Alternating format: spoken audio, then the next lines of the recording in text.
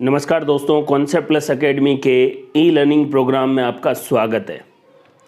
दोस्तों, इस वीडियो में हम बात करेंगे साउंड वेव के बारे में या ध्वनि तरंगों के बारे में। तो आइए दोस्तों, ध्वनि तरंग या साउंड वेव क्या होती है।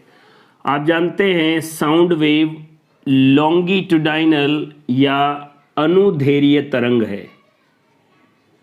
अनुप्रस्थ और अनुदैर्घ्य तरंग क्या होती है ये मैंने आपको अच्छे से बता दिया है। यदि कणों के कंपन तरंग संचरण की दिशा के अंदर ही हो, जिस डायरेक्शन में वेव जा रही है उसी डायरेक्शन में अगर वाइब्रेशन हो तो इसको लॉन्गिट्यूडाइनल या अनुदैर्घ्य तरंग कहते हैं। साउंड वेव अनुदैर्घ्य तरंग भी है और मैकेनिकल भी है। याद रखें, अनुदैर्घ्य तरंग हमेशा यांत्रिक तरंग ही होगी। इस बात को मैंने आपको पहले भी अच्छे से बता रखा है, क्योंकि इनको गति के लिए माध्यम की ज़रूरत है। सबसे ज़्यादा ध्वनि तरंगे ठोस में गति करेगी, उसके बाद द्रव में और सबसे कम स्पीड से गैस में। ध्वनि तरंगे निर्वात में गति नहीं करती, वैक्यूम में ट्रेवल नहीं करती, इस बात को ध्यान में रखना है। कणों के कंपन तरंग संचरण की दिशा के लंबवत नहीं समानांतर हो, इस बात को याद रखें आप।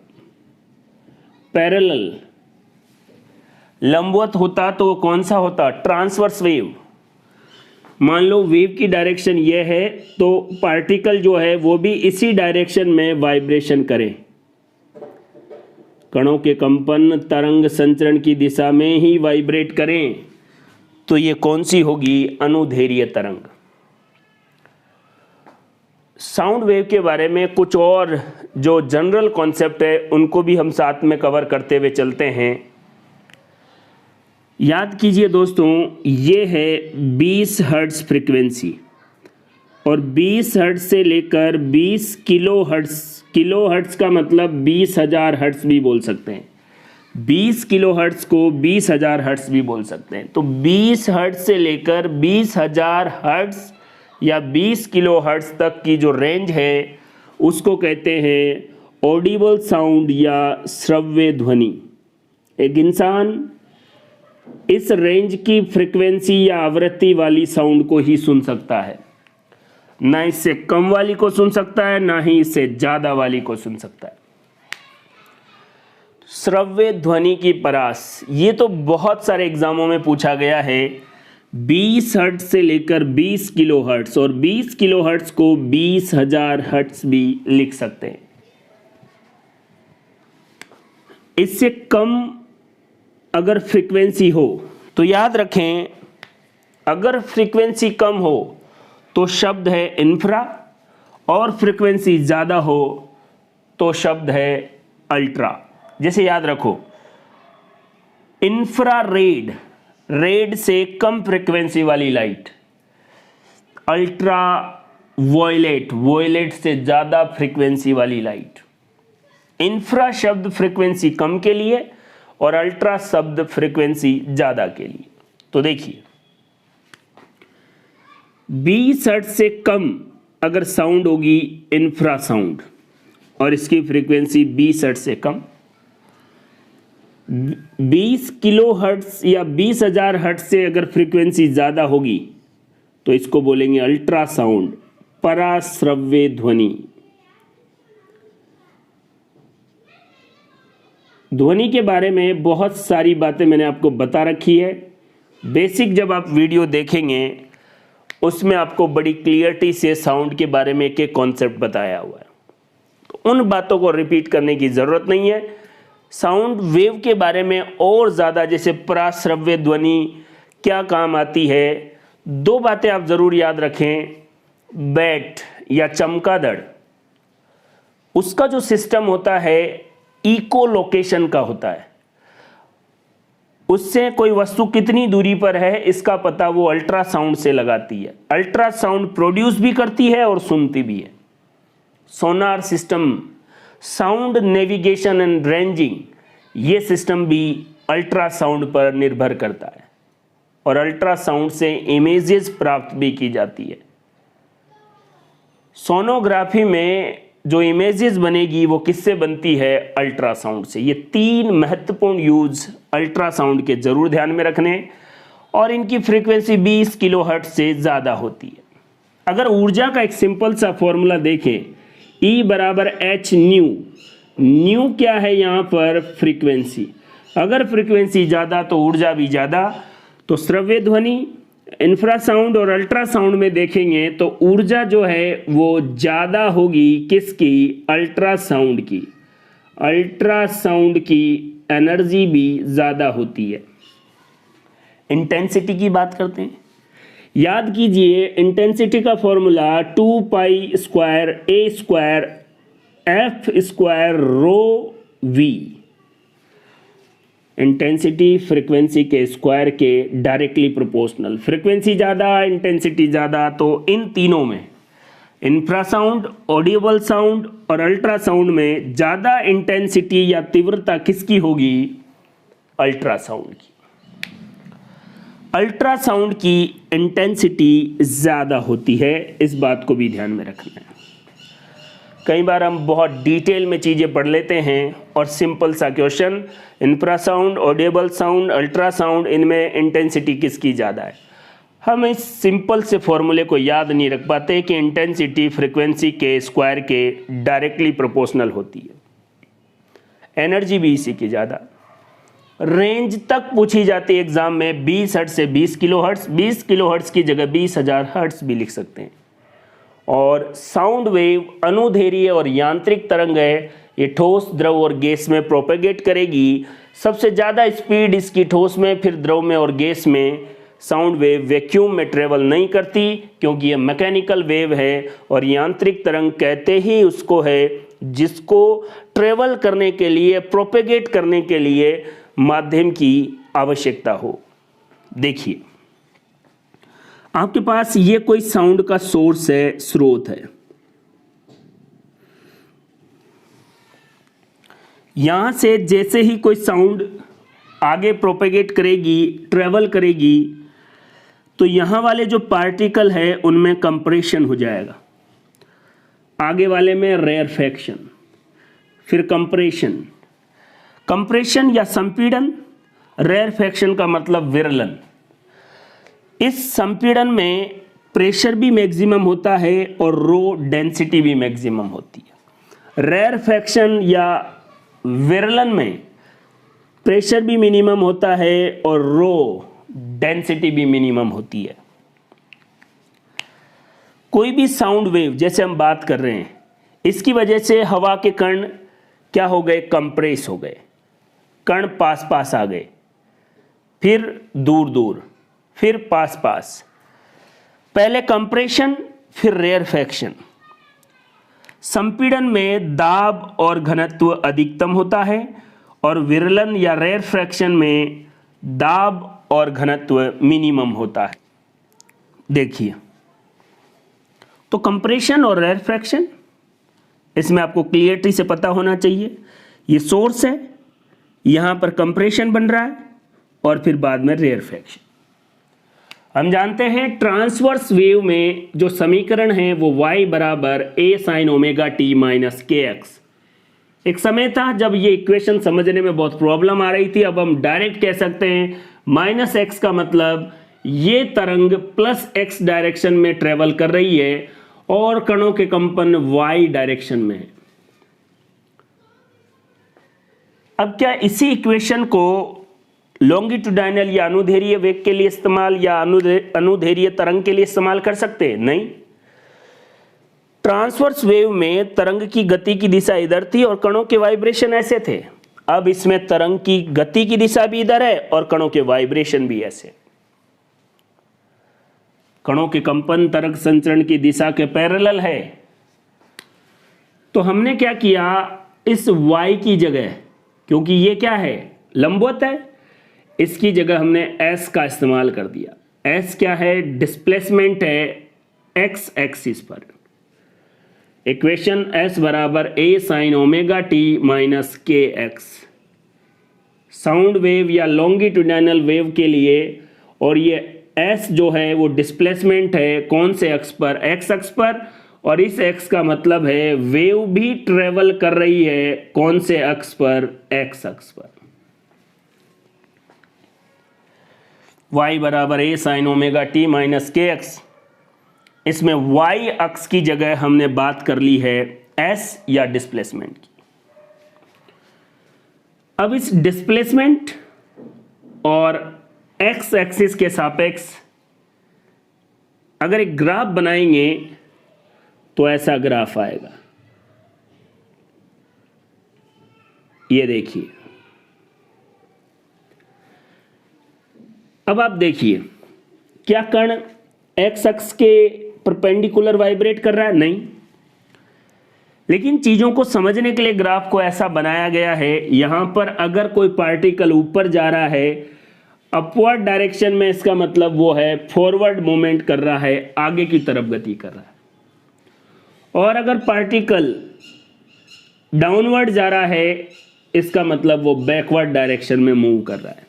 अगर इस ग्राफ से मान लो इस वाले पॉइंट के बारे में बात करो, तो इस वाले पॉइंट पर ध्यान से देखना, इस वाले पॉइंट के इधर वाला पार्टिकल इस डायरेक्शन में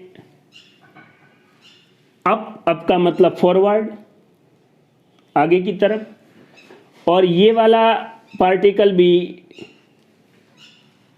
अपवर्ड का मतलब आगे की तरफ, और ये पॉइंट है यहाँ, मतलब इस पॉइंट के पीछे वाला भी आगे की तरफ गति कर रहा है और आगे वाला पार्टिकल तो आगे की तरफ गति कर ही रहा है। जब आगे वाला ये गति कर रहा है, पीछे वाला भी उसी डायरेक्शन में, तो क्या इस पार्टिकल पर कोई प्रेशर जनरेट हो पाएगा? नहीं।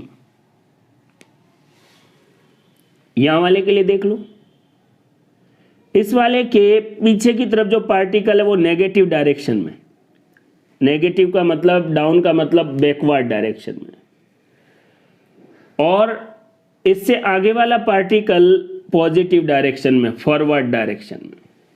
देखिए इस कण पर इधर और इधर, तो यहां पर क्या जनरेट हो जाएगा? विरलन या रेयरफेक्शन। ध्यान से देखना इन बातों को।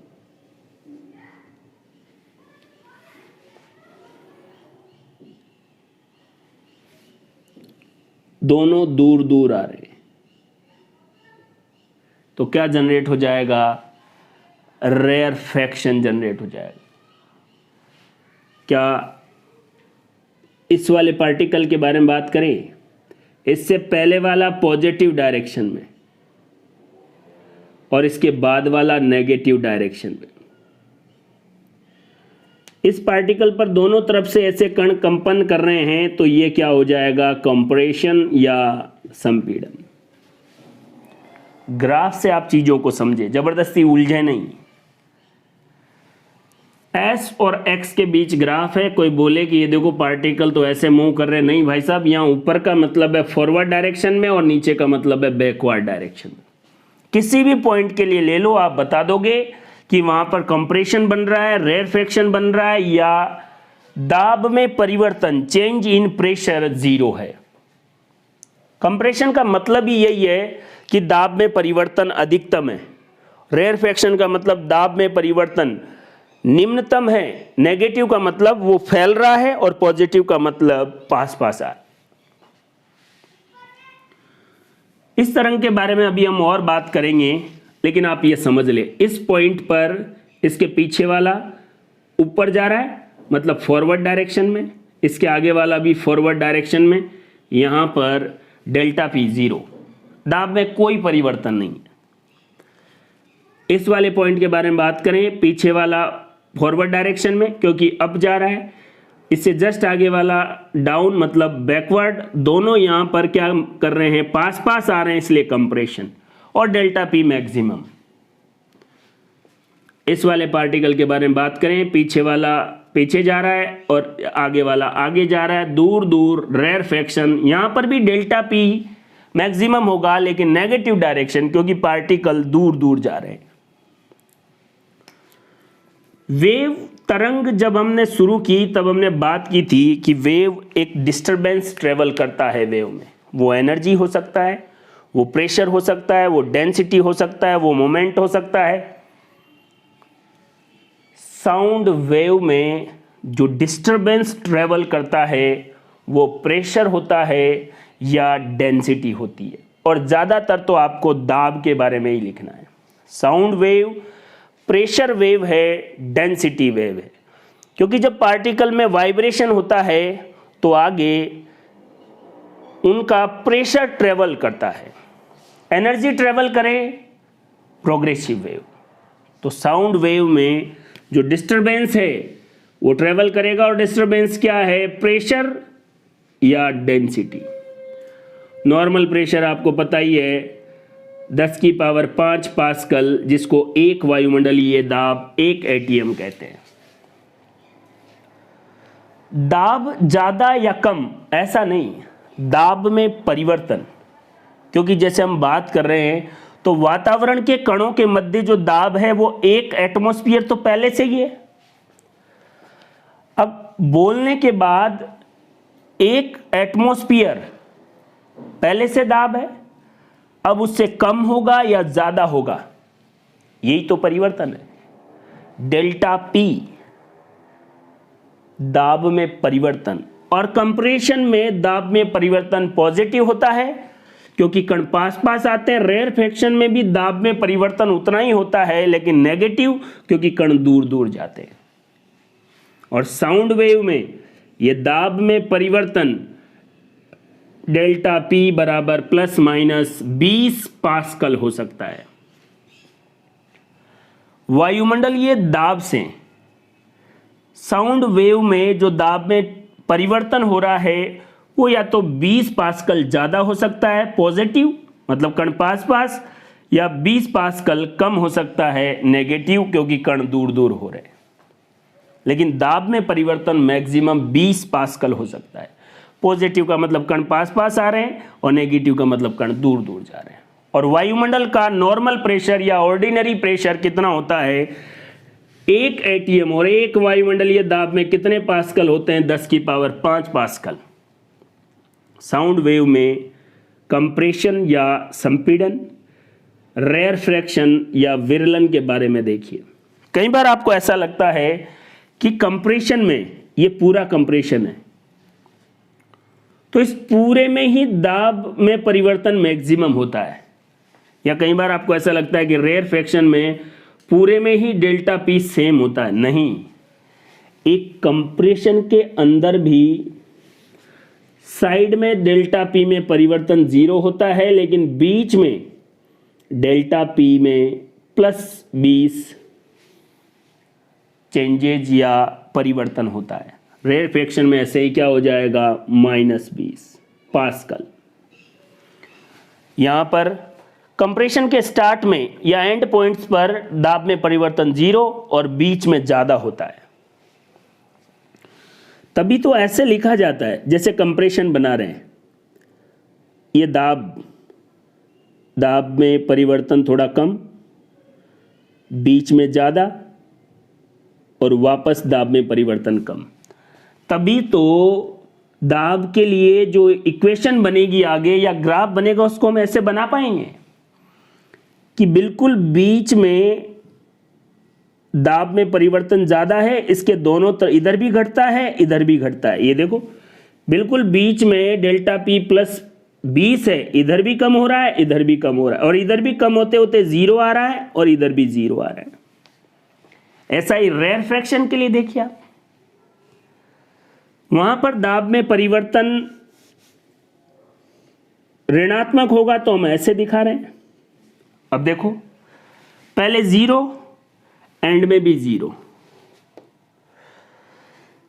दाब में परिवर्तन ऐसे कम होता गया, माइनस में माइनस में माइनस में, यहां पर मैक्सिमम है -20 पास्कल, और फिर वापस कम होता गया।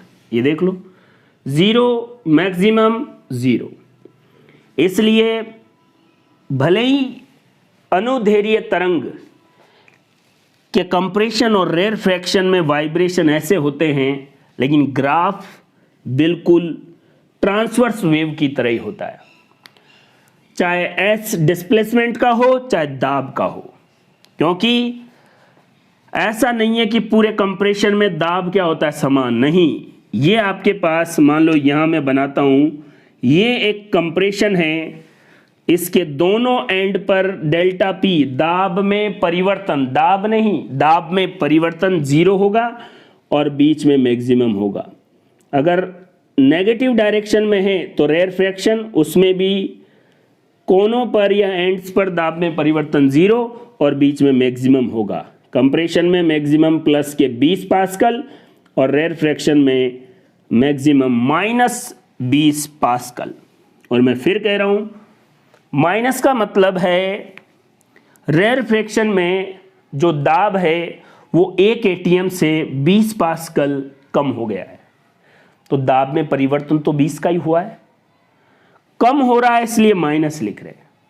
कंप्रेशन में दाब में परिवर्तन 1 एटीएम से 20 ज़्यादा हो गया, और ज़्यादा हो गया तो क्या हो गया, 20 पास्कल पॉजिटिव में। जैसे मैं यहाँ से कोई बात कर रहा हूँ, यहाँ वाले जो कण हैं उनका दाब 1 वायुमंडलीय दाब से 20 पास्कल ज़्यादा, और इससे आगे वालों का रेयरफैक्शन क्या हो जाएगा, 20 पास्कल कम। ऐसे ही तो पॉजिटिव 20 का मतलब है 1 वायुमंडलीय दाब से 20 पास्कल ज़्यादा, और नेगेटिव का मतलब है 1 वायुमंडलीय दाब से 20 पास्कल कम। और पॉजिटिव 20 पास्कल कब आएगा, संपीड़न में, और -20 पास्कल विरलन में आएगा। तो याद रखें, पूरे कंप्रेशन में दाब समान नहीं, ऐसे कोस या साइन के ग्राफ की तरह परिवर्तन होता है, और ऐसे ही रेयरफैक्शन में होता है। इन चीज़ों को आप क्लियरिटी से समझें, ताकि जब हम बात करें एस डिस्प्लेसमेंट, अब डिस्प्लेसमेंट के लिए ग्राफ ये है, तो फिर दाब में परिवर्तन और एक्स के बीच क्या ग्राफ होगा, उस बारे में चीज़ें तभी समझ में आएगी जब आपको ये चीज़ें क्लियरिटी से समझ में आई हो। साउंड वेव में जो कंप्रेशन और रेयरफैक्शन है उसके बारे में हम जान चुके हैं कि ऐसा नहीं है कि पूरे कंप्रेशन या संपीड़न में दाब एक समान है, उसमें भी दाब का परिवर्तन हो रहा है और बीच में दाब सबसे ज़्यादा है। ऐसा ही रेयरफैक्शन में ऐसा नहीं है कि पूरे में ही दाब एक समान है, दोनों तरफ 0 है और बीच में दाब नेगेटिव में है। नेगेटिव का मतलब बहुत कम है, 0 से भी कम। और ये दाब परिवर्तन है वास्तव में डेल्टा पी। याद रखें, यहाँ पर जब वेव में हम बात कर रहे हैं, साउंड वेव में, ये दाब नहीं, दाब में परिवर्तन है। साउंड वेव के बारे में हम बात कर रहे थे, तो साउंड वेव एक अनुदैर्घ्य तरंग है और यांत्रिक तरंग है, बिल्कुल हम समझ चुके हैं। बार बार मैं आपको इसलिए बता रहा हूँ कि क्वेश्चन ऐसे ही पूछे जाएंगे। साउंड वेव कौन सी है, लॉन्गिट्यूडाइनल और मैकेनिकल वेव। जब मैकेनिकल है तो क्या ये वैक्यूम में ट्रेवल कर पाएगी, नहीं, यांत्रिक तरंगें हमेशा माध्यम में ही गति कर पाएंगी, और साउंड वेव की सबसे ज़्यादा गति ठोस में, फिर द्रव में, और सबसे कम गैस में होती है।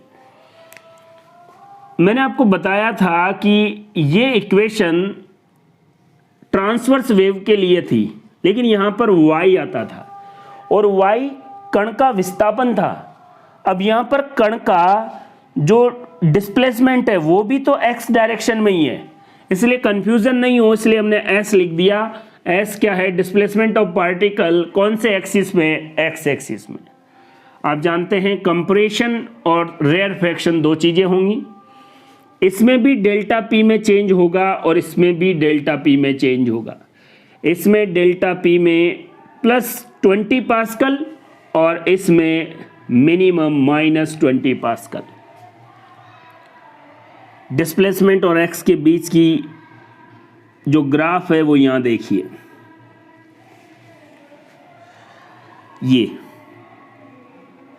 अब मैंने एक चीज आपको ध्यान से समझाने के लिए इन पॉइंट्स को A, B, C, D, E, F बोला है।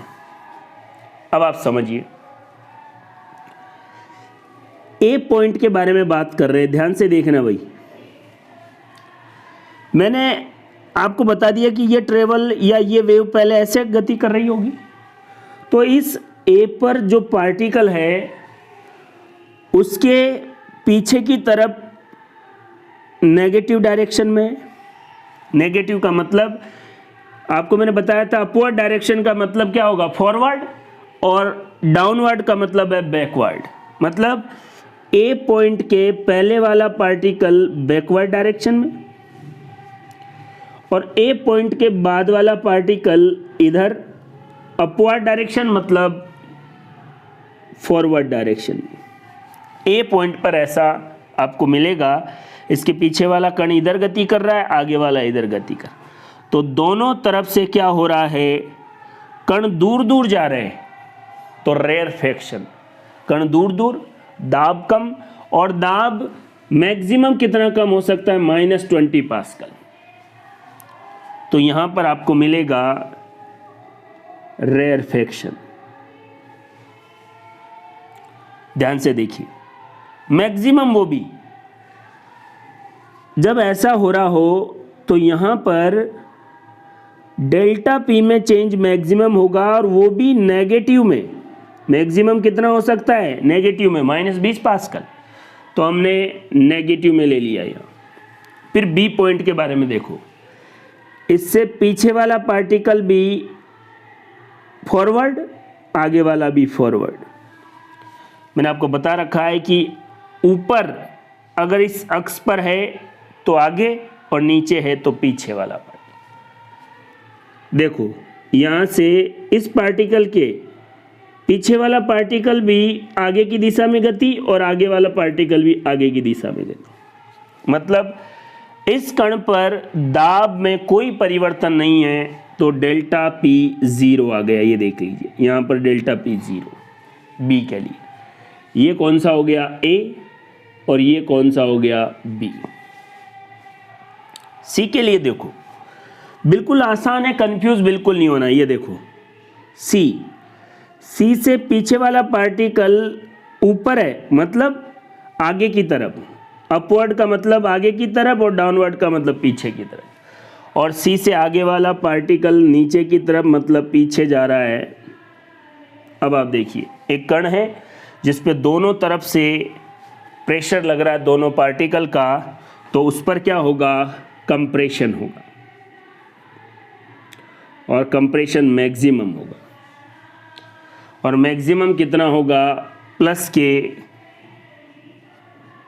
20 पास्कल। डी पे देखिए, इससे पहले वाला पार्टिकल भी नेगेटिव डायरेक्शन में, और आगे वाला भी नेगेटिव, और डाउनवर्ड का मतलब बैक साइड। इस पार्टिकल पर कोई भी प्रेशर नहीं लग रहा है, डेल्टा पी 0 यहां आ जाएगा। सी और डी। ई वाला देखो, इससे पीछे वाला पार्टिकल नीचे मतलब पीछे जा रहा है, और इससे आगे वाला पार्टिकल ऊपर मतलब आगे जा रहा है। क्या जनरेट होगा, ये देखो, रेयरफेक्शन, और वो भी मैक्सिमम, ई। और मान लीजिए एफ के बारे में बात कीजिए। एफ का जैसा बी है वैसा ही, मतलब 0। जो पॉइंट्स डिस्प्लेसमेंट और एक्स के बीच थे, उनको अगर दाब के लिए करें तो आपका ग्राफ ऐसे आ गया।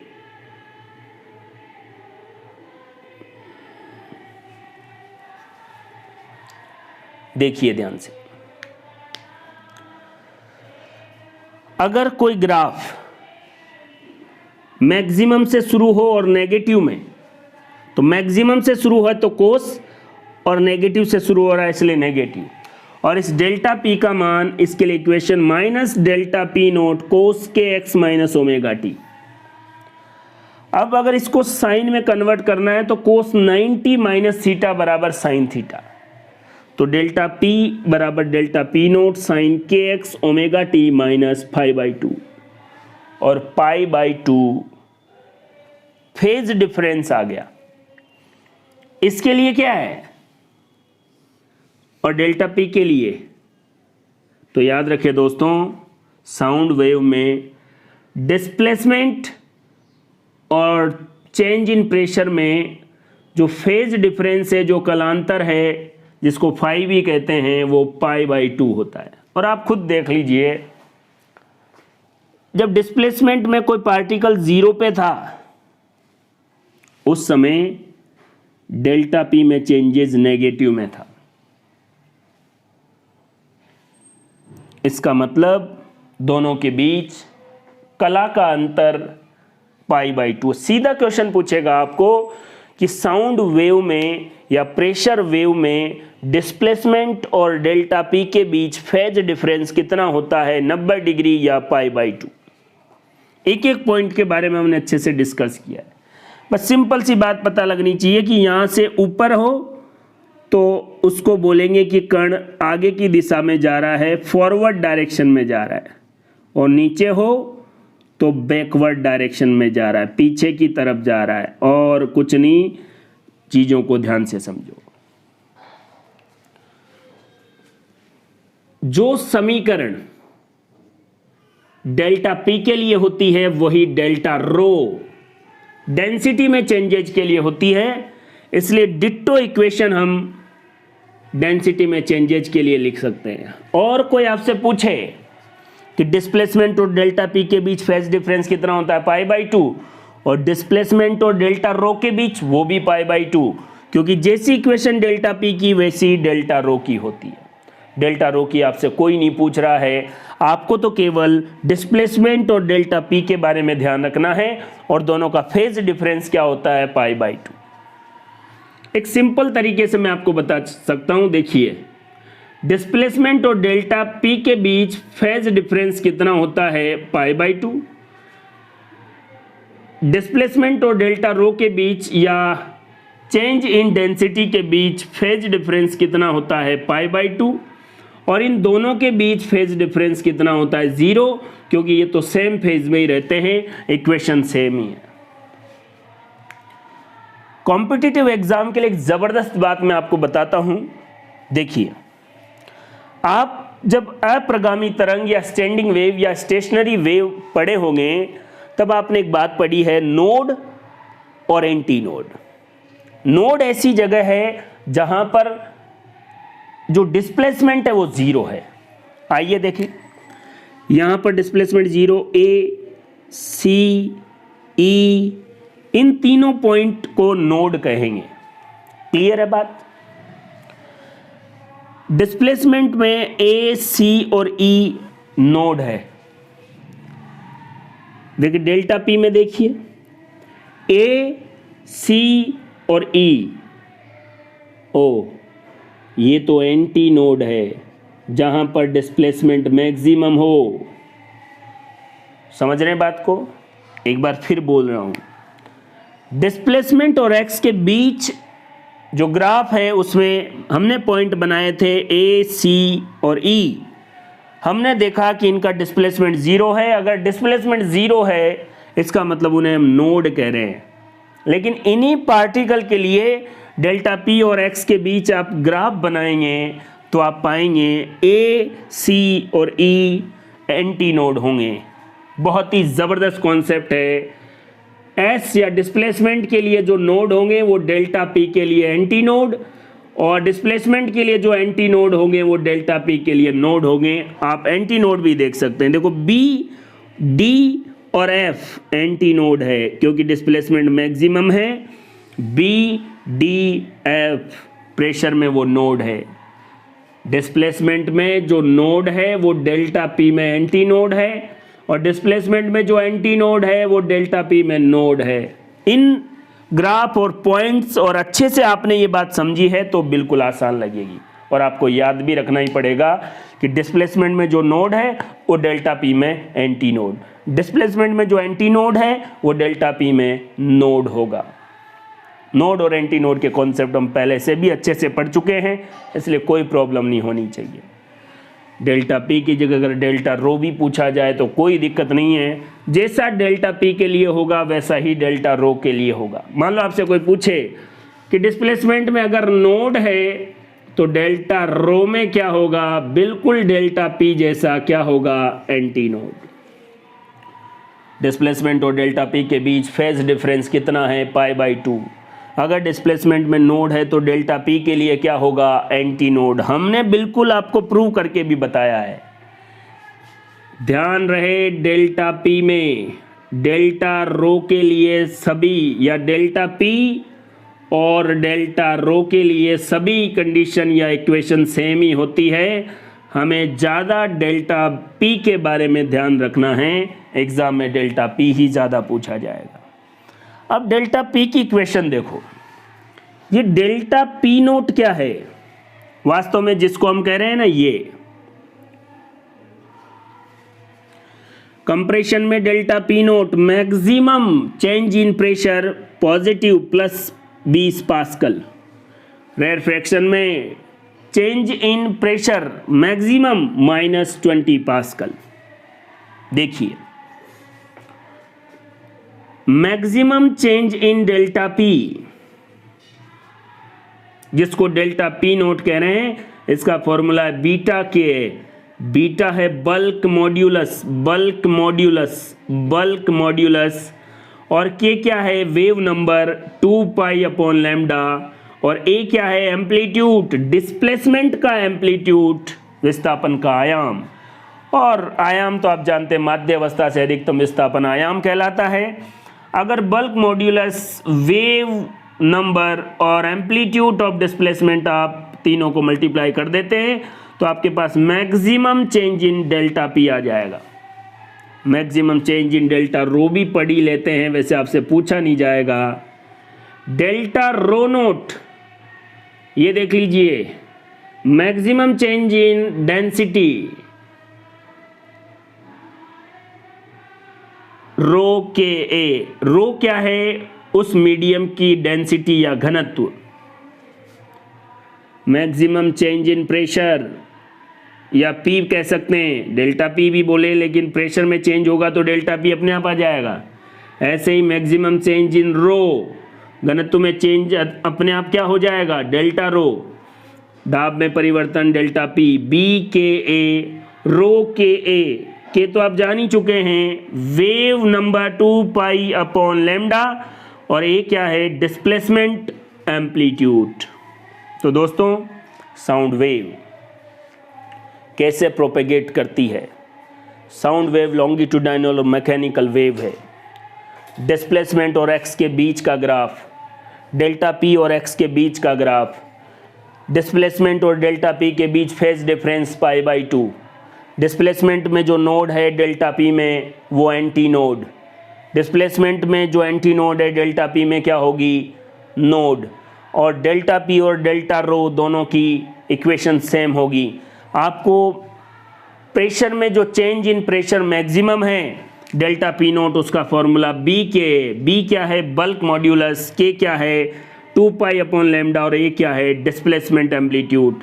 मैक्सिमम चेंज इन रो या डेंसिटी में डेल्टा रो नोट, रो के ए, रो का मतलब है उस माध्यम का घनत्व। और आपको पता है तरंग, जो ध्वनि तरंग है वो मैकेनिकल वेव है, उसको ट्रेवल करने के लिए माध्यम होना ज़रूरी है। साउंड वेव में जो सबसे ज़्यादा क्वेश्चन पूछे जाते हैं वो है स्पीड ऑफ साउंड से, ध्वनि का वेग।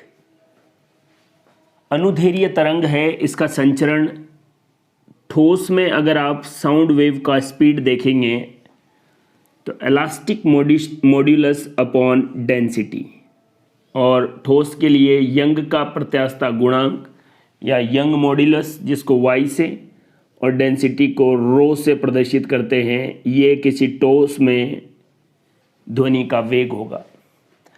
किसी द्रव या गैस में ध्वनि के वेग के लिए आपके पास फॉर्मूला है वेलोसिटी √b/ρ, और b क्या है, बल्क मॉड्यूलस।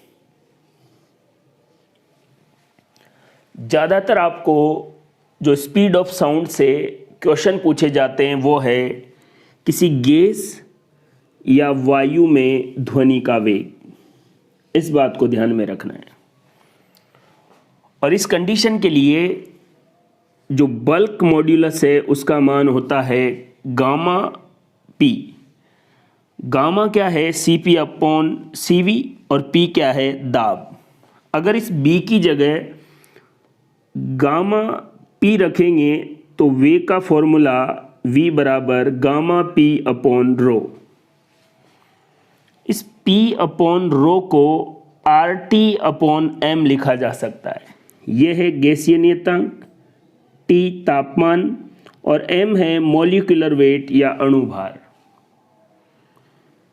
P अपॉन रो इसको क्या लिखा जा सकता है? RT upon M। गैसीय नियतांक, तापमान और अणु भार। जब P अपॉन रो की जगह RT अपॉन M लिखा तो ध्वनि के वेग का फॉर्मूला ये आ गया। ये P अपॉन रो बराबर RT अपॉन M कैसे हुआ, इसको आप इस तरीके से देख सकते हैं।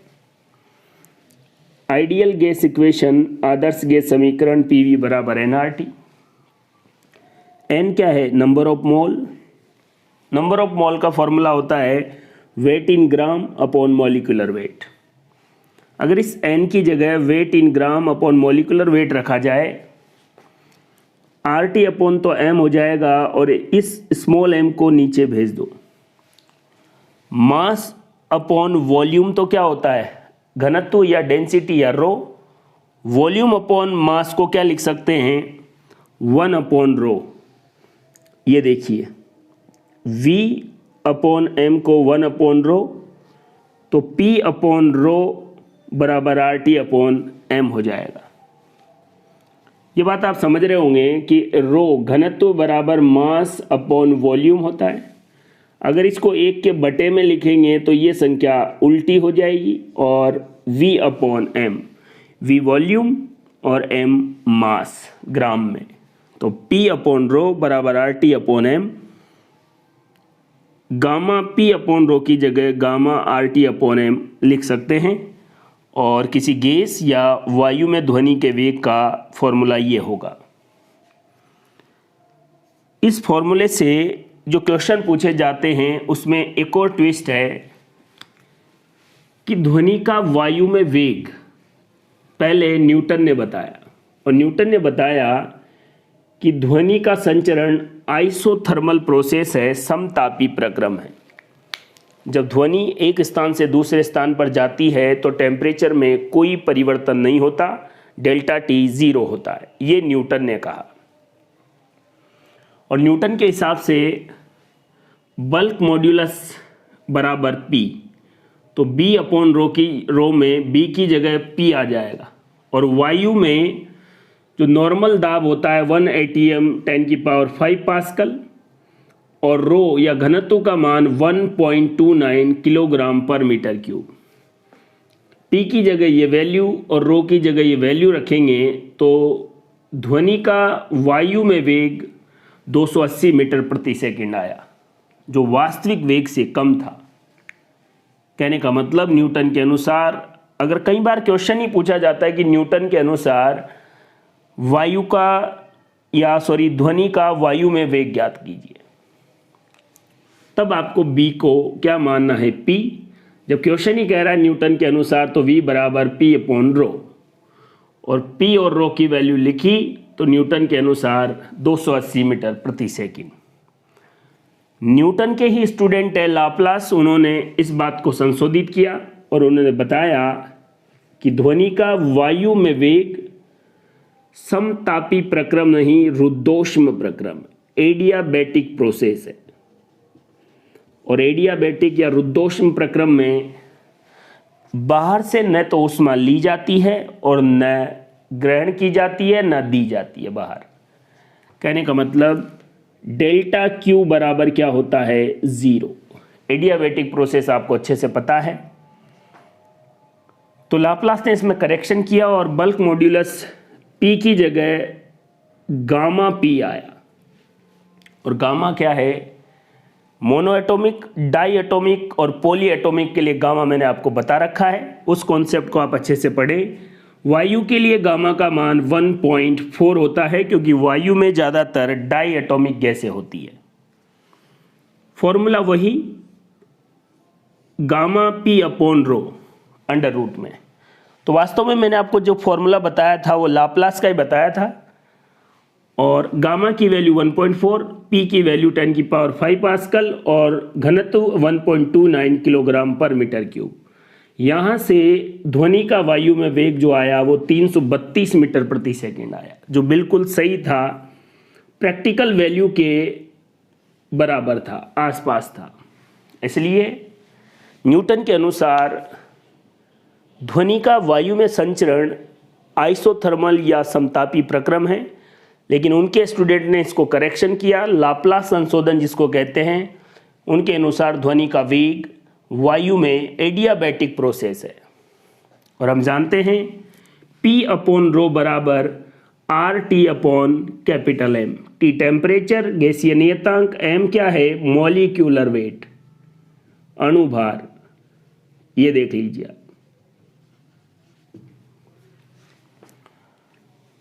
P अपॉन रो को RT अपॉन M कैसे लिखा ये मैंने बता रखा है। आदर्श गैस समीकरण, नंबर ऑफ मोल, वेट इन ग्राम, ग्रामों में भार बटे अणुभार। ये M इधर आ गया। M अपॉन V को रो कहते हैं, घनत्व कहते हैं, तो उल्टा करेंगे तो 1 अपॉन रो, P अपॉन रो बराबर RT अपॉन M आ गया। और यही फॉर्मूला यहाँ पर। इस फॉर्मूले से ध्वनि का वेग, स्पीड ऑफ साउंड किन किन बातों पर निर्भर करता है ये भी सामने आता है। देखिए, ध्वनि का वेग टेम्परेचर के अंडर रूट या अंडर रूट टेम्परेचर के समानुपाती। दूसरी और महत्वपूर्ण बात, यदि ताप समान हो तो दाब में परिवर्तन का ध्वनि पर कोई प्रभाव नहीं होगा। ये मैंने आपको पहले भी अच्छे से बताया है। यदि टेम्परेचर कांस्टेंट रखा जाए तो प्रेशर में अगर चेंजेज हो, परिवर्तन हो, तो उसका ध्वनि के वेग पर, स्पीड ऑफ साउंड पर कोई इफेक्ट नहीं पड़ता। मीडियम की डेंसिटी ये देख लीजिए, V directly proportional 1 upon under root rho. Rho क्या है, घनत्व है माध्यम का, इस पर भी प्रभाव पड़ेगा। और कोई गैस है तो उसके अणुभार के अंडर रूट के व्युत्क्रमानुपाती। Speed of sound directly proportional 1 upon under root M, और ये M है मॉलिक्यूलर वेट या अणुभार। ध्वनि का वेग तापमान के या अंडर रूट T के समानुपाती, 1 अपॉन अंडर रूट रो के समानुपाती, 1 अपॉन अंडर रूट M या मॉलिक्यूलर वेट के समानुपाती। लेकिन यदि ताप कांस्टेंट हो, टेम्परेचर कांस्टेंट हो और प्रेशर में चेंज किया जाए तो इससे स्पीड ऑफ साउंड पर कोई असर नहीं होगा। एक इंपॉर्टेंट और एग्जाम में आने वाला क्वेश्चन, ह्यूमिडिटी, आर्द्रता, नमी युक्त जो वायु है उसका घनत्व ड्राई एयर या शुष्क वायु से कम होता है। इस बात को ध्यान में रखें। नम वायु में जो वाटर होता है वो जल नहीं, जल वाष्प होता है। और जल वाष्प याद रखें, जब भी जल वाष्प बनेगा ऊपर उड़ेगा, और ऊपर उड़ेगा इसका मतलब उसका घनत्व वायु के घनत्व से कम है। नम वायु या आर्द्रता युक्त वायु, आर्द्रता का मतलब ही है वायु में जल वाष्प की उपस्थिति, जल नहीं जल वाष्प। इसलिए ड्राई एयर के कंपैरिजन में नम वायु की डेंसिटी कम होती है, और जब डेंसिटी कम होगी तो स्पीड ऑफ साउंड क्या होगा, ज़्यादा होगा। इसलिए बारिश के बाद ध्वनि का वेग ज़्यादा हो जाता है, क्योंकि एनवायरनमेंट में ह्यूमिडिटी बढ़ जाती है, और ह्यूमिडिटी मॉइस्ट एयर है, नम वायु है, उसका डेंसिटी ड्राई एयर से कम हो जाता है। जब डेंसिटी कम हो जाता है तो स्पीड ऑफ साउंड ज़्यादा होगा। इसलिए बारिश के बाद मेंढक के टर टर की आवाज़ दूर तक जाती है। इस कॉन्सेप्ट को आप अच्छे से ध्यान में रखें। स्पीड ऑफ साउंड किन किन बातों पर निर्भर करेगा, इसका फॉर्मूला न्यूटन के अनुसार क्या है, under root P upon rho, isothermal process और लाप्लास के अनुसार एडियाबेटिक प्रोसेस है। तो स्पीड ऑफ साउंड से जो क्वेश्चन बनेंगे वो इस फॉर्मेट में आपसे पूछे जाएंगे। किस प्रकार के क्वेश्चन एग्जाम में पूछे गए हैं उसके बारे में भी हम बात करते हैं। एक इंटरेस्टिंग क्वेश्चन, 27 डिग्री सेंटीग्रेड तापमान पर ध्वनि का वायु में वेग 340 मीटर प्रति सेकंड है।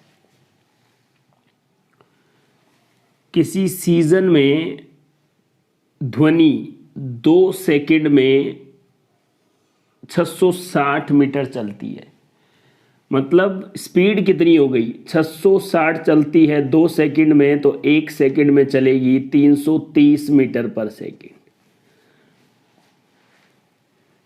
सीजन के कारण डेंसिटी, जो एयर की डेंसिटी है उसमें कोई बदलाव नहीं होता। तो तापमान के अनुसार सीजन कौन सा है, सर्दी है, गर्मी है, में भी समर और विंटर, या सभी ऑप्शन सही है। देखिए बिल्कुल सिंपल बात, आपको ध्वनि का वेग वायु में formula gamma RT upon m, कोई गैस है उसके लिए गामा नियत रहता है, R भी नियत और अणुभार भी नियत रहता है। अगर ऐसा हो तो स्पीड जो है वो अंडर रूट टेम्परेचर के डायरेक्टली प्रोपोर्शनल होगी। तापमान बढ़ेगा, वेग कम होगा, तापमान बढ़ेगा, वेग ज़्यादा होगा, तापमान कम होगा, वेग कम होगा, डायरेक्टली प्रोपोर्शनल है। ये बढ़ेगा, ये भी बढ़ेगा, ये घटेगा, ये भी घटेगा। अब आप देखो क्वेश्चन क्या कह रहा है, 27 डिग्री पर 340 था, अब जो भी सीजन है उसमें 330 है, तो वेग कम हुआ है। अगर वेग कम होगा तो तापमान भी कम हुआ होगा। 27 डिग्री पर 340 है तो 330 कब होगा, जब तापमान कम हुआ है। और 27 डिग्री से भी कम तापमान अगर कभी होगा तो वो क्या होगी, सर्दियां होगी, विंटर होगी। ये ऑप्शन सही। एक और क्वेश्चन देखो, बिल्कुल सिंपल, 300 हर्ट्ज आवृत्ति पर ध्वनि का वेग v है। जब तरंग की फ्रीक्वेंसी 300 हर्ट्ज है, ठीक है, 300 हर्ट्ज फ्रीक्वेंसी है, किसी अन्य तरंग की आवृत्ति या फ्रीक्वेंसी 150 हर्ट्ज है और स्थान सेम है, माध्यम समान है, तो वेग क्या होगा। ध्यान से देखें, 300 हर्ट्ज फ्रीक्वेंसी है तब वेग v है। अब फ्रीक्वेंसी आधी हो गई तो वेग पर क्या प्रभाव पड़ेगा। जल्दबाजी में आप ये फॉर्मूला लगा देते हैं, लैम्डा f। याद रखें, जब मैंने फॉर्मूला लिखा तब भी साफ साफ लिखा था, तरंग का वेग ना लैम्डा पर निर्भर करता है ना फ्रीक्वेंसी पर निर्भर करता है। तरंग का वेग माध्यम पर निर्भर करता है। और इसने साफ साफ लिखा है कि स्थान समान है, माध्यम समान है, इसलिए 300 हर्ट्ज आवृत्ति वाली ध्वनि का वेग v है तो 150 वाली का भी क्या होगा, v ही होगा। ये बड़ा इंटरेस्टिंग क्वेश्चन है, इसको बच्चे गलत कर देते हैं। उनको ऐसा लगता है कि फ्रीक्वेंसी ये समानुपाती है, ये आधा हो गया तो ये भी आधा हो गया, v/2। नहीं, एक बार फिर सुन लें, स्पीड ऑफ साउंड लैम्डा और फ्रीक्वेंसी पर डिपेंड नहीं करता है, माध्यम पर डिपेंड करेगा। एक सबसे ज्यादा बार पूछा जाने वाला क्वेश्चन भी देखिए, 27 डिग्री सेंटीग्रेड पर ध्वनि का वेग v है, ठीक है, वह तापमान ज्ञात करो जिस पर ध्वनि का वेग 27 डिग्री पर जो ध्वनि का वेग है उसका दुगना हो जाए। ध्यान से देखिए इस क्वेश्चन को।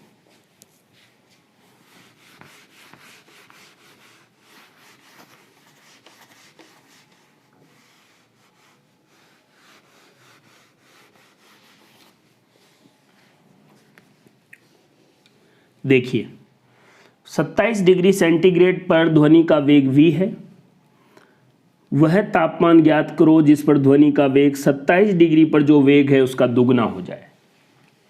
यहाँ पर मैंने एक फॉर्मूला बनाने की कोशिश की है कि जब मान लीजिए वेग v1 है और आपके पास जो भी माध्यम है, गामा है, r है, m है, वो कांस्टेंट है, वेग v2 है, ये तीनों कांस्टेंट है, तो v1/v2 √T1/T2 होगा।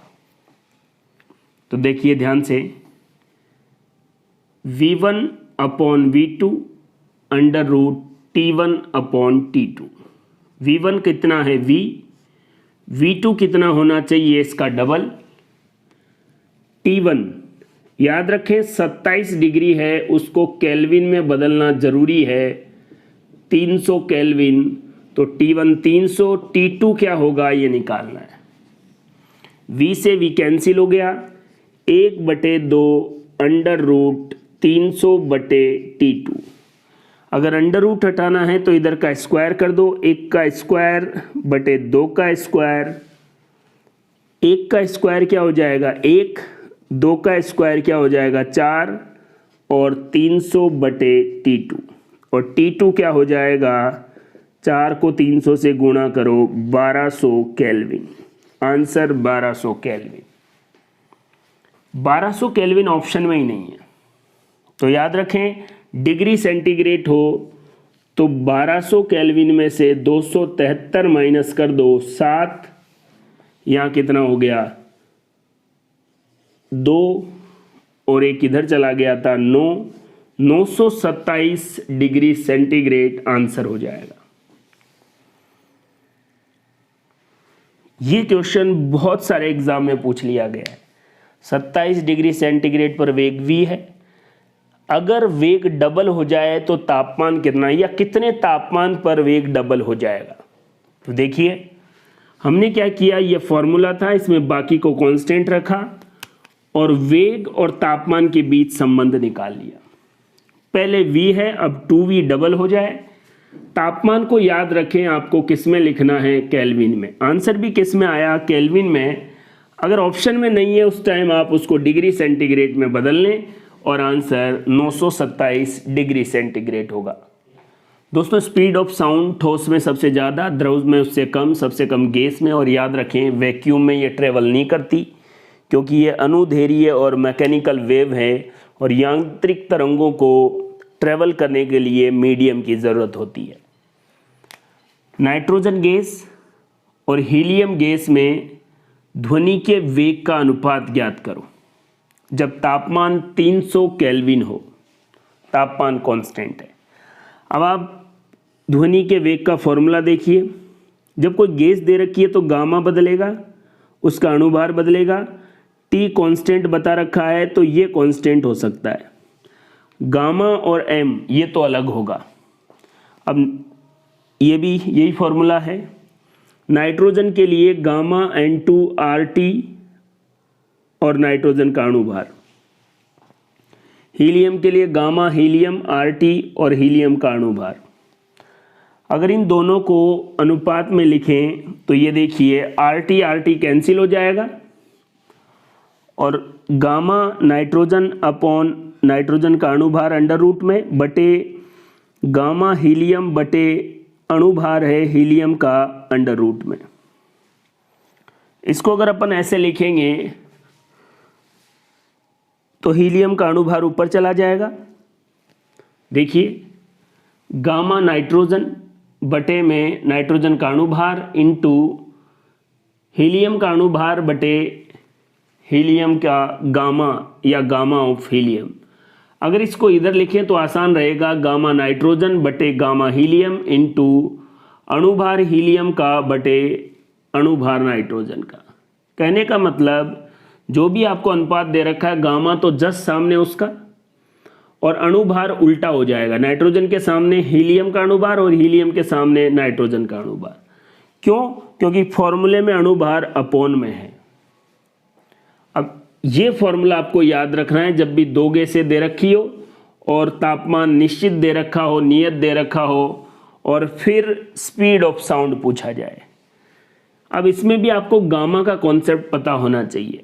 नाइट्रोजन डाई एटॉमिक गैस है और इसके लिए गामा का मान 7/5 होता है। याद रखिए गामा का फॉर्मूला याद करो आप, 1 + 2/f। डाई एटॉमिक गैस के लिए डिग्री ऑफ फ्रीडम 5 और मोनो एटॉमिक गैस के लिए डिग्री ऑफ फ्रीडम 3 होती है।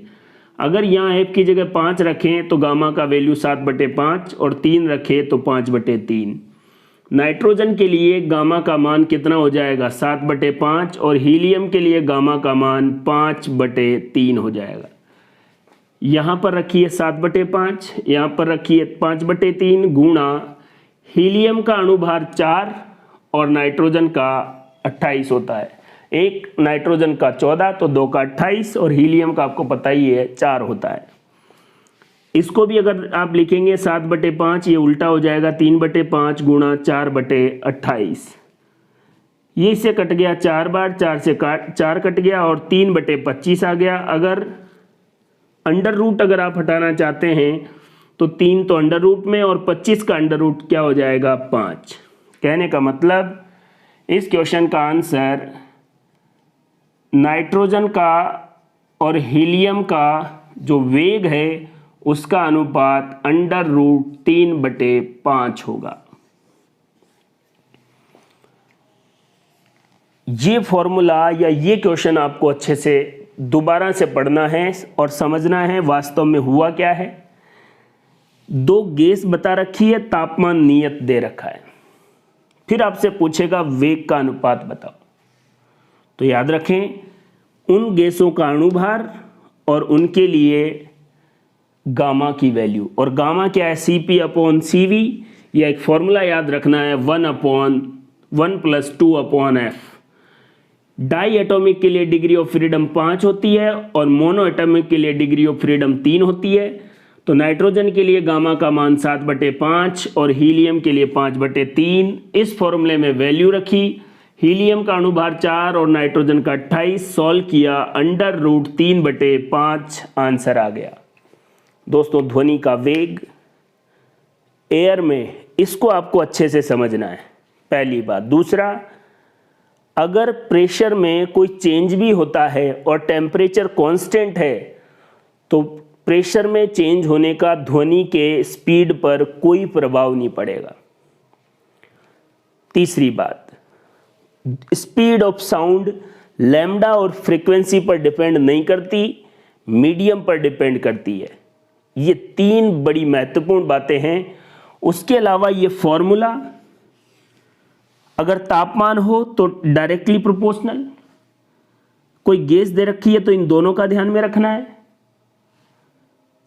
और घनत्व के हिसाब से बात की जाए तो सबसे महत्वपूर्ण बात है कि मॉइस्ट एयर का घनत्व ड्राई एयर से कम होता है, और जब घनत्व कम हो जाता है तो स्पीड ऑफ साउंड ज़्यादा हो जाती है। ये 4 महत्वपूर्ण बातें हैं जिनको आपको याद रखना है। स्पीड ऑफ साउंड से कैसा भी क्वेश्चन आए आप आराम से सॉल्व कर सकते हैं। Speed of sound in air, वायु में ध्वनि के वेग के बाद हम बात करते हैं प्रबलता या लाउडनेस के बारे में। एग्जाम में प्रबलता या लाउडनेस से भी बहुत शानदार क्वेश्चन पूछे जाते हैं। एग्जाम के क्वेश्चन की अप्रोच साथ में बेसिक नॉलेज के साथ मैं आपको बताता हूं प्रबलता के बारे में। दोस्तों पहला और शानदार क्वेश्चन, लाउडनेस या प्रबलता का मात्रक क्या है? डेसिबल। लाउडनेस या प्रबलता का मात्रक क्या है? डेसिबल। याद रहेगा, बहुत सारे जनरल साइंस के क्वेश्चन में ये बहुत बार पूछा जाता है कि लाउडनेस या प्रबलता का मात्रक क्या है? डेसिबल। लाउडनेस या प्रबलता क्या है? ध्वनि का कैरेक्टरिस्टिक्स है।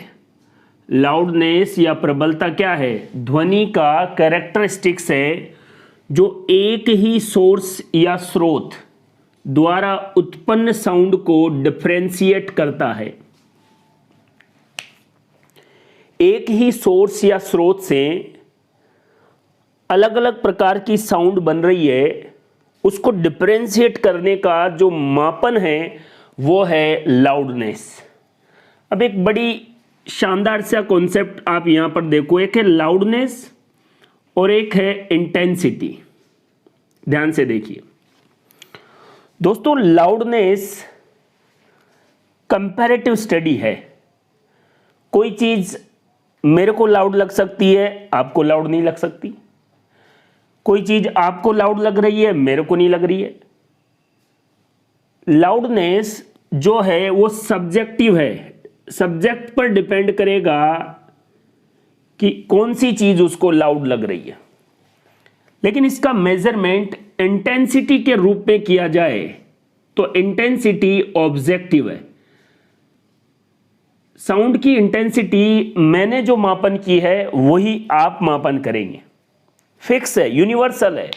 ऐसा नहीं है कि मैंने जो मेजर की है मेरी अलग आ रही है, उसी सेम सिचुएशन में आपकी अलग आ रही है, ऐसा नहीं है। लेकिन लाउडनेस डिपेंड करती है सब्जेक्ट पर कि किसी के लिए कोई चीज लाउड है, किसी के लिए नहीं है। तो लाउडनेस सब्जेक्टिव है और इंटेंसिटी ऑब्जेक्टिव है।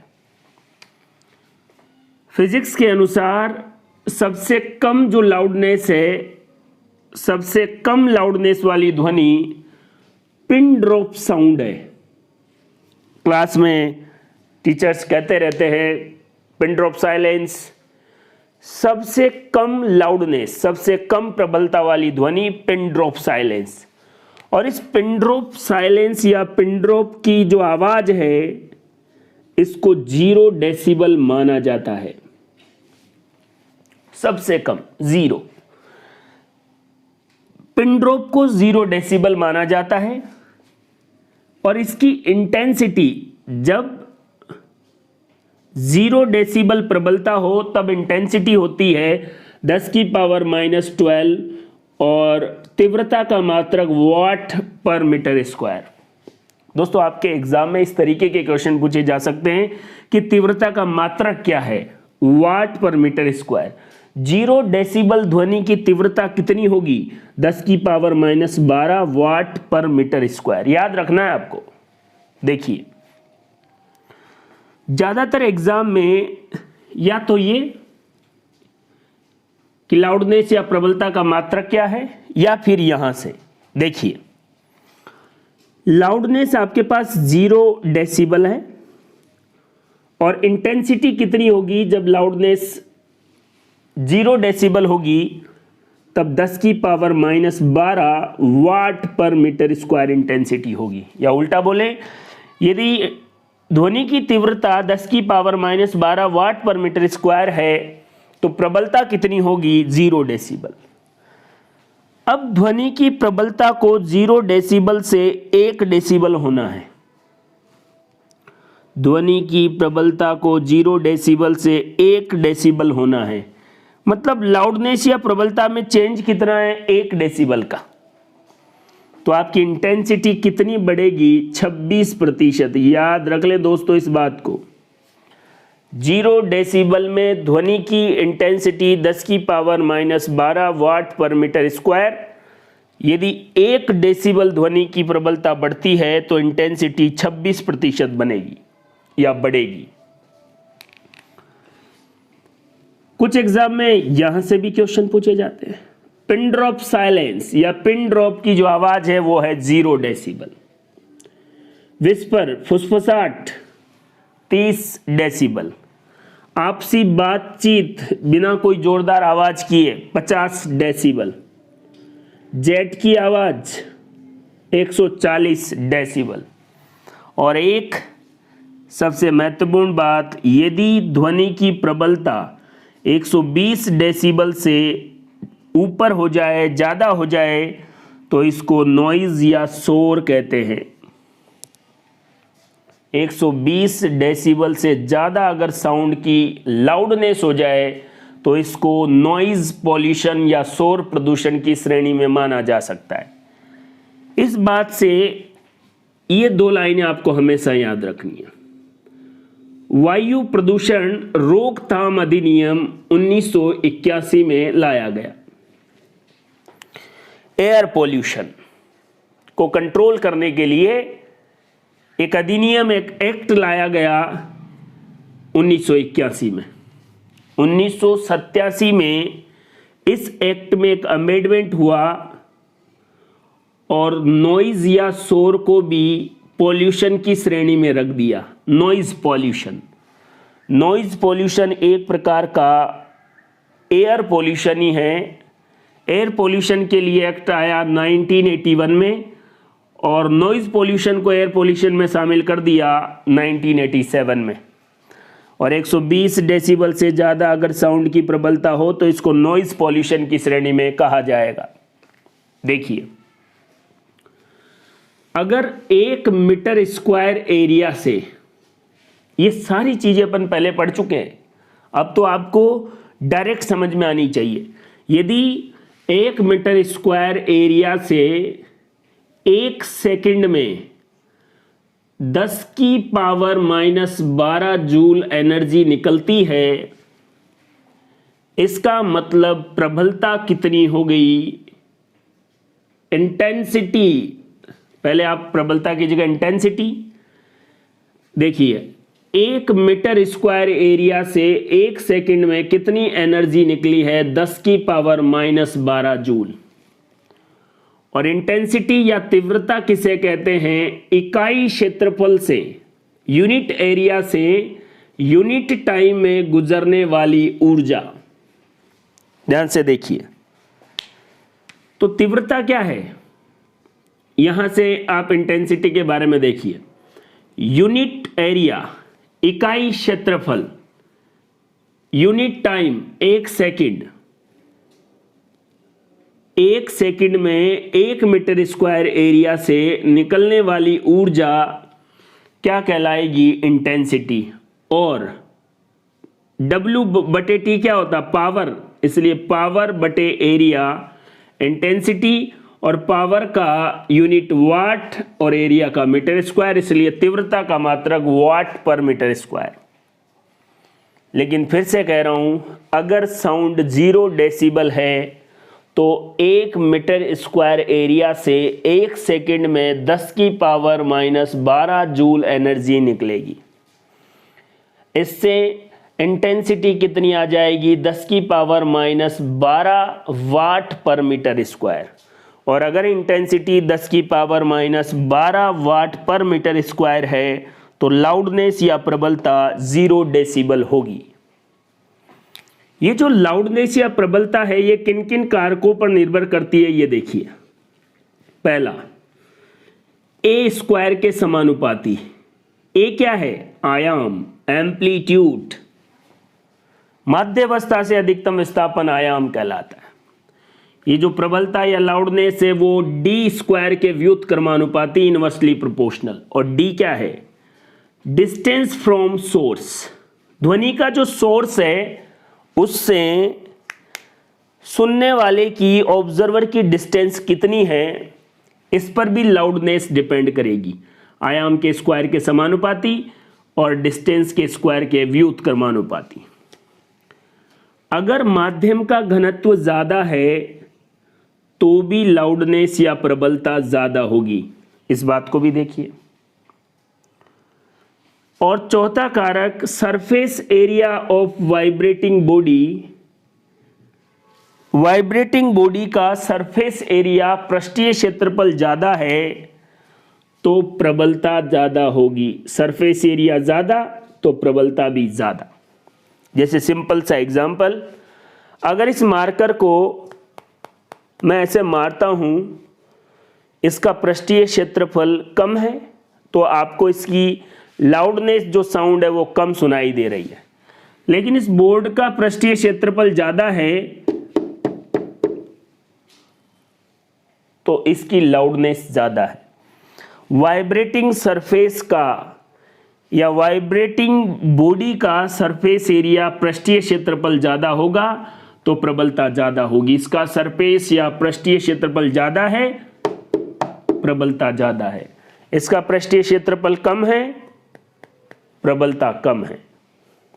और वही बात, 0 डेसिबल का मतलब है 10 की पावर -12 वाट पर मीटर स्क्वायर।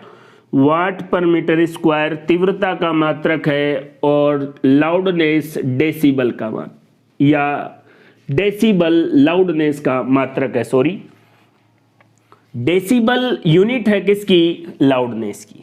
और इंटेंसिटी की कितनी है? वाट पर मीटर स्क्वायर।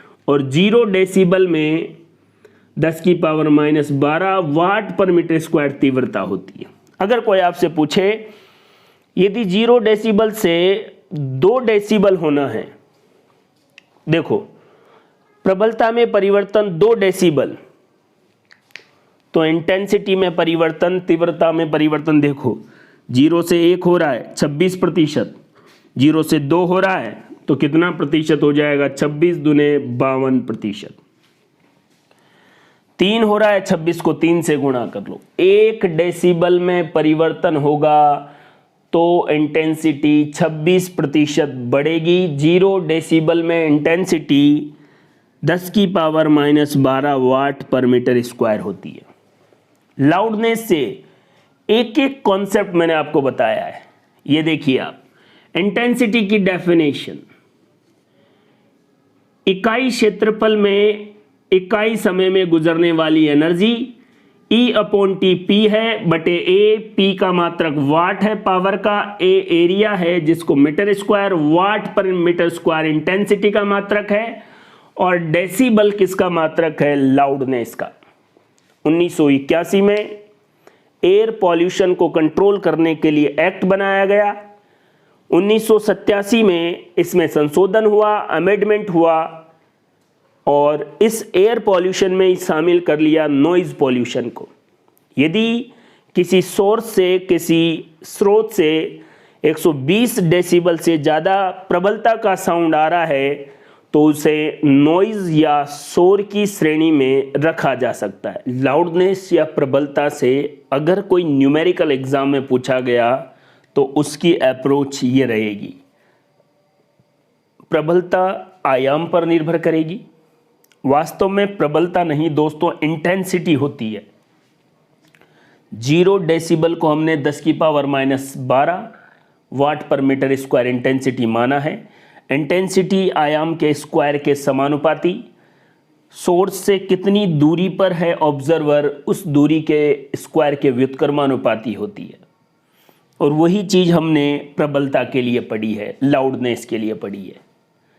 क्वेश्चन कैसे पूछे जाते हैं वो देखिए, ध्वनि की तीव्रता इंटेंसिटी 10 गुना बढ़ा दी जाए तो ध्वनि का स्तर कितना बढ़ेगा, ये क्वेश्चन है सिंपल सा। इसको सॉल्व करने से पहले आप लाउडनेस का एक फॉर्मूला याद रखें, 10 log 10 I/I0। ये जो I0 है ये तीव्रता है कब की, जब आपकी प्रबलता 0 डेसिबल हो, और 0 डेसिबल पर जो इंटेंसिटी है वो 10⁻⁻12 वाट पर मीटर स्क्वायर, कई बार कुछ जगह पर इसको 10⁻⁸ वाट पर मीटर स्क्वायर भी लिखा है, लेकिन आपको इसको ज़्यादा सही मानना है। अब क्वेश्चन देखो, ध्वनि की तीव्रता I बराबर 4 × 10⁻⁻12 वाट पर मीटर स्क्वायर है, तो ध्वनि की प्रबलता ज्ञात करो। ध्यान से देखना, वो कह रहा है ध्वनि की तीव्रता इतनी है और इस तीव्रता पर प्रबलता कितनी होगी। तो आपको वो याद रखना है कि जब प्रबलता 10⁻⁻12 वाट पर मीटर स्क्वायर है, या जब इंटेंसिटी, प्रबलता नहीं, जब तीव्रता 10⁻⁻12 वाट पर मीटर स्क्वायर है तब प्रबलता 0 डेसिबल है। अगर तीव्रता इसकी 4 गुनी हो गई, अगर तीव्रता इसकी 4 गुनी हो गई तो प्रबलता कितनी बढ़ेगी, यह फॉर्मूला है। I0 है, प्रारंभ में कितनी है 10⁻⁻12, अब कितनी हो गई 4 गुना, ये कट गया 4 गुना। log 4 को हम क्या लिख सकते हैं, 2 log 10, 2 को आगे ले लो, 10 2 × log 2, और log 2 की वैल्यू कितनी होती है 0.3010, इसको 2 से गुणा किया और 10 × 0.6020, और इसको सॉल्व करने के बाद आंसर आया 6.02 डेसिबल। यहां पर तुलना किससे की गई है, 0 डेसिबल से। जब तीव्रता 10⁻⁻12 वाट पर मीटर स्क्वायर है तो इतने पर कितनी होगी? कितने गुना हुई है? 4 गुना।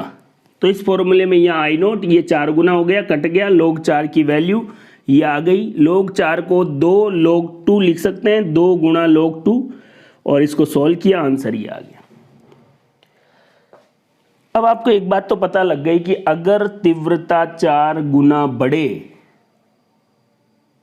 तो प्रबलता पहले से 6.02 डेसिबल बढ़ जाती है। और मैं तो कहता हूं आप याद ही रख लें ये कॉन्सेप्ट।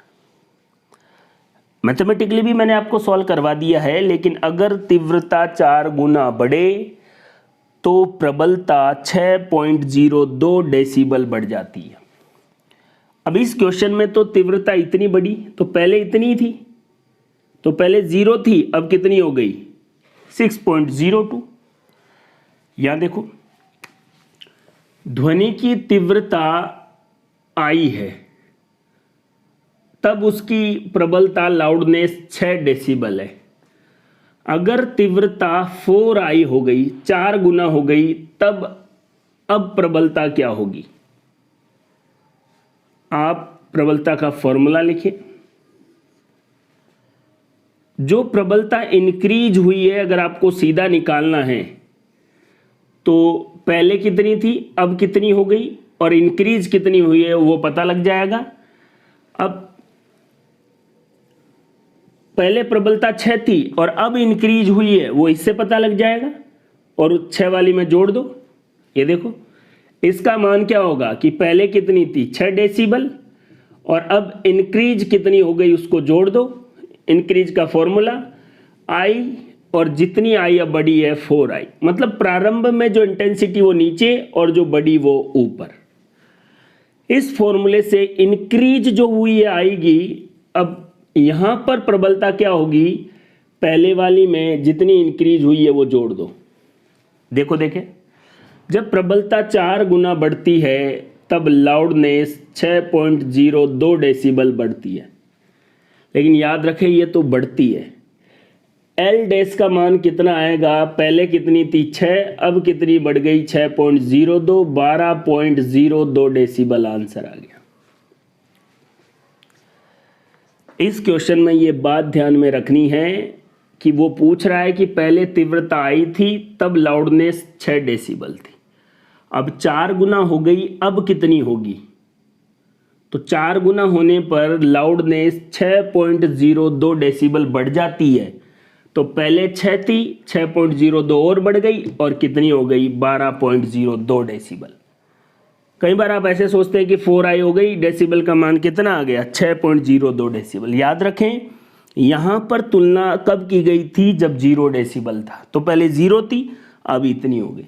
लेकिन यहां तो पहले कितनी है? 6, तो उसमें 6.02 जोड़ेंगे तो कितना आंसर आ जाएगा? 12.02 डेसिबल। एक और क्वेश्चन देखो, एक बिंदु स्रोत से 2 मीटर दूरी प्रबलता 10 डेसिबल है, तो 1 मीटर दूरी पर प्रबलता क्या होगी? बढ़ेगी। ध्यान से देखना, पहले 2 मीटर दूर था, अब 1 मीटर पे आ गया। प्रबलता पर क्या प्रभाव पड़ेगा? देखो, जब 2 मीटर था तब 10 डेसिबल था। पहले तो आप ये फॉर्मूला याद रखें कि तीव्रता और दूरी के बीच का relation I1 upon I2 D2 upon D1 दोनों का स्क्वायर। I1 कितना है? 10, D2 कितना है? 1, D1 कितना है? 2, और I2 निकालना है। यहाँ 10, यहाँ 1, 1 का स्क्वायर, यहाँ 2, 2 का स्क्वायर, और ये 2 का स्क्वायर 4, 4 को किससे? 10 से गुणा कर दो, 40, और I2 की वैल्यू कितनी आ गई? 4 गुना। अब आप इसका मान रखते ही क्यों हो? कंपैरिजन करो। ये देख लीजिए, I1 बटे I2, D2 का स्क्वायर 1 का स्क्वायर, D1 का स्क्वायर 2 का स्क्वायर, तो जो I2 है वो पहले का 4 गुना हो गई। और 4 गुना अगर इंटेंसिटी हो जाए तो प्रबलता 6.02 डेसिबल बढ़ती है। तो देखिए यहाँ पर पहले 2 मीटर दूरी पर प्रबलता कितनी थी, 10 डेसिबल। दूरी कम होने के कारण इंटेंसिटी 4 गुना बढ़ गई, और 4 गुना बढ़ गई तो प्रबलता कितनी बढ़ती है, 6.02। तो आंसर 16.02 डेसिबल। तीनों क्वेश्चन में मैंने एक अप्रोच आपको बताई है ताकि आप इस लाउडनेस के कंफ्यूजन से बाहर निकलें। ऐसा क्वेश्चन आए, हाँ लाउडनेस डिपेंड तो कर रही है ना डी पर, स्रोत और ऑब्जर्वर के बीच की दूरी पर, लेकिन मैंने आपको एक कॉन्सेप्ट याद करवा दिया कि अगर तीव्रता पहले से 4 गुना हो जाए तो लाउडनेस 6.02 डेसिबल बढ़ जाती है। यहाँ देखो, इसमें भी देखो, यहाँ दूरी कम हो गई तो तीव्रता 4 गुना हो गई, और तीव्रता पहले से 4 गुना हो जाए तो कितना हो जाता है, 6.02 डेसिबल बढ़ जाता है। तो पहले कितनी थी, 10 डेसिबल, अब कितना हो गई, 16.02 डेसिबल। इसी अप्रोच से अगर हम इस क्वेश्चन को सॉल्व करें तो देखिए बिल्कुल आसान सा सवाल है। Loudness 10 log 10 I/I0। ध्यान से देखना, ये फॉर्मूला है।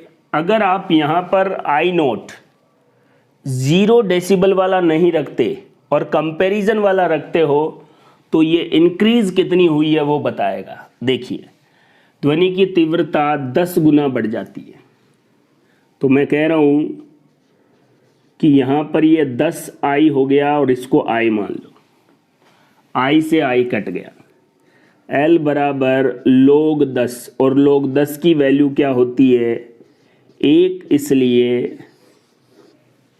अगर ध्वनि की तीव्रता 10 गुना बढ़ जाती है तो ध्वनि की प्रबलता का स्तर कितना बढ़ेगा, 10 डेसिबल।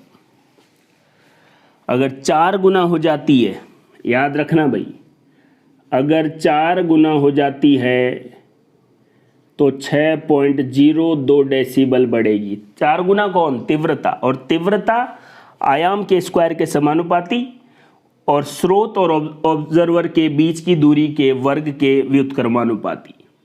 इंटेंसिटी आयाम के स्क्वायर के समानुपाती और 1/d स्क्वायर के व्युत्क्रमानुपाती होती है।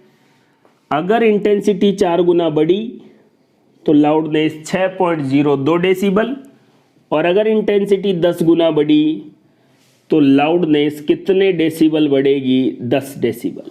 ये बातें याद रखें। 10 डेसिबल क्यों आया, क्योंकि log 10 का मान 1 होता है, 10 को 1 से गुणा किया, 10 डेसिबल। अगर 10 गुना इंटेंसिटी बढ़ी है तो प्रबलता 10 डेसिबल बढ़ेगी। अगर 4 गुना इंटेंसिटी बढ़ी है तो प्रबलता 6.02 डेसिबल बढ़ेगी। अगर दूरी पहले की तुलना में आधी हो गई, अगर दूरी पहले की तुलना में आधी हो गई तो इंटेंसिटी या तीव्रता पहले की तुलना में 4 गुना हो जाएगी। क्यों, क्योंकि इंटेंसिटी और दूरी के बीच का फॉर्मूला ये है। और अगर इंटेंसिटी 4 गुना हो गई तो प्रबलता 6.02 डेसिबल बढ़ जाएगी। पहले 10 डेसिबल थी, 6.02 डेसिबल बढ़ गई, 16.02 डेसिबल आंसर आ गया। तो ध्वनि का वेग, वेग से रिलेटेड क्वेश्चन और ध्वनि का ये कैरेक्टरिस्टिक्स जिससे एग्जाम में बहुत बार सवाल पूछे जाते हैं, लाउडनेस, उसको मैंने आपको क्लियरली बता दिया है। साउंड से संबंधित चीज़ों को समझने के लिए वीडियो को बार बार देखें, अच्छे से नोट्स बनाएं और चीज़ों को इस तरीके से समझें कि एग्ज़ाम में आने वाला क्वेश्चन बिल्कुल आसानी से आप सॉल्व कर सकें। अपनी तैयारी को बेहतरीन बनाएं। थैंक यू, धन्यवाद।